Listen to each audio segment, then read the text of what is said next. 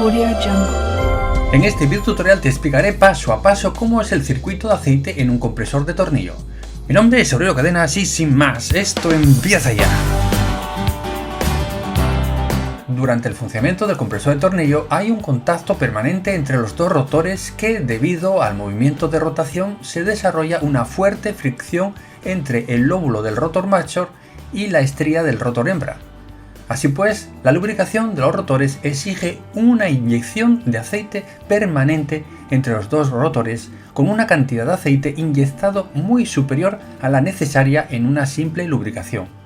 Esto es así ya que, además de lubricar, debe absorber el calor de compresión y proporcionar estanqueidad, como te explicaré más adelante. Esta cantidad de aceite lubricante inyectado atraviesa el compresor y sale mezclado con el gas comprimido por el orificio de descarga del compresor. En los compresores semiherméticos como el que ves en la imagen, tanto el refrigerante como el aceite pasan a través de un filtro instalado dentro del propio compresor, que reduce la cantidad de aceite que va a salir por la tubería de descarga. El resto de aceite se deposita en el fondo del cárter y debe ser nuevamente impulsado hacia la lubricación de los rotores. Aún así, la cantidad de aceite que sale del compresor es importante y no puede ser enviada al circuito frigorífico, por lo que es necesario la instalación de un separador de aceite. En compresores de mayor potencia, el separador de aceite es horizontal, como ves en la imagen. Utiliza 3 etapas de separación para reducir drásticamente el arrastre del aceite en las instalaciones de amoníaco, ya que, como sabes, al no ser miscible con el aceite, hay que minimizar la cantidad de aceite que se envía al resto del circuito. El aceite se separa en mayor medida en la primera etapa de separación gracias a los principios centrífugos y de gravedad que aseguran una buena eficacia tanto con carga nominal como parcial. Luego hay una segunda separación llevada a cabo en la sección central y finalmente un conjunto de filtros coalescentes altamente eficientes son los encargados de conseguir una tasa de arrastre por debajo de 10 partes por millón. Este tipo de separadores llevan una brida de servicio que permite el reemplazo simple de los filtros. El volumen del separador de aceite debe ser importante para ralentizar los gases expulsados y garantizar la eficiencia de la separación, así como servir de reserva de aceite y asegurar una buena lubricación permanente. Como puedes observar en la imagen, este separador está equipado con filtros coalescentes que mejoran su eficacia.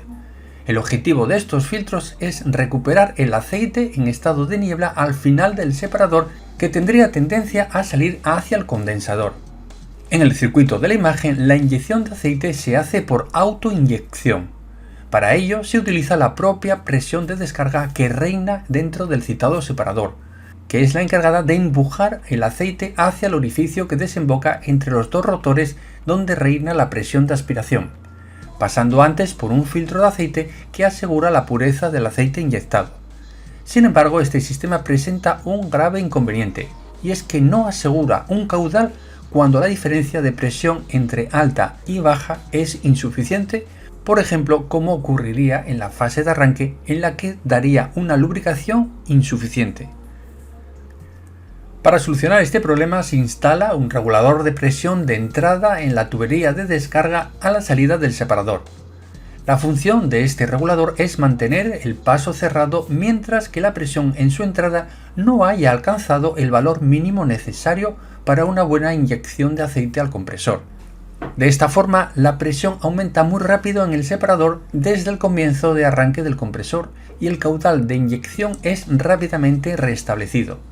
El ajuste del regulador se hace en general al 90% de la presión nominal de condensación y, por supuesto, por encima de la presión mínima requerida para asegurar el caudal correcto del aceite. Otra forma de acumular rápidamente presión diferencial de aceite en el compresor es utilizando una bomba de aceite externa instalada, como ves, en la línea de retorno de aceite al compresor. Por otro lado, cuando la diferencia entre la presión de descarga y aspiración del compresor sea baja, como puede ocurrir en el compresor de baja presión que trabaja con sistema Booster, se utiliza una bomba para garantizar el caudal de aceite correcto de inyección al compresor, como puedes observar en la imagen. Si fijas la mirada en el interior del cárter, Además de la función de lubricación de los rotores, el aceite inyectado, como te he dicho, debe garantizar la estanquidad entre los dos rotores y entre los rotores y el cárter. Debes saber que al ser el espacio entre los rotores y el cárter de 0,1 a 0,2 milímetros, provocaría una fuga de los gases que están siendo comprimidos hacia la aspiración del compresor. El objetivo de la película de aceite es rellenar el espacio en la periferia de los rotores y por lo tanto evitar que exista dicha fuga y no disminuya el rendimiento del compresor. Es por tanto necesario, para que el aceite asegure la estanquidad, que su viscosidad se sitúe por encima de un valor límite. De lo contrario, en el caso de que la viscosidad fuera baja, el aceite sería demasiado fluido y el mantenimiento de una capa de suficiente espesor estaría comprometida. Para una completa lubricación de las partes móviles del compresor, el aceite es inyectado también al nivel de los cojinetes anteriores y posteriores. De esta forma llenará el volumen alrededor de los rodamientos y asegurará la lubricación. En el caso de los compresores de tornillo de tipo abierto, están equipados con una guarnición de estanquidad a nivel de salida del árbol de transmisión. Para asegurar que constantemente sea correcta la diferencia de presión entre la aspiración del compresor en la parte de baja presión y en la entrada de aceite en la parte de alta presión del compresor, se puede instalar un presostato diferencial de aceite o un sistema de control que mida estas dos presiones y las envíe a un PLC o autómata programable. En el caso de que dicha diferencia de presión o diferencial de presión disminuya por debajo de un valor mínimo, dará una alarma y detendrá el compresor. Esto es súper importante, pues el caudal de aceite depende directamente de la diferencia de presiones. Como debes recordar, el caudal es proporcional a la raíz cuadrada de la diferencia de presiones. Por tanto, si la diferencia de presión disminuye, también disminuirá el caudal. Y como te he dicho, va a existir una presión diferencial mínima de aceite que va a garantizar un mínimo de caudal necesario para una correcta lubricación del compresor.